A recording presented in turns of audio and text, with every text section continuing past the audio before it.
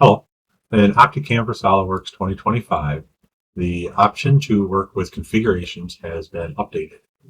So now, under the basic settings options, you have the ability under feature recognition to either enable document configurations, which when checked is the new method that the system will work with it, and that it will disable machinings when the configurations change to new configurations.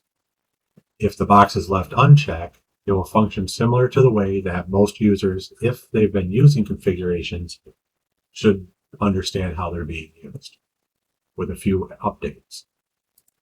Now, if we look, we have an 1/8" diameter hole, collar group, done, with 2 degrees included angle.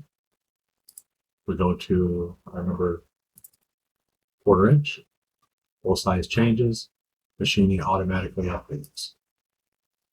1/4 inch, 1 degree. Taper also changes as well, so it will recognize different taper angles. And lastly, if you want to just add in a new configuration, we can say give us a 1" diameter hole, 1 inch, 2 degrees. Apply.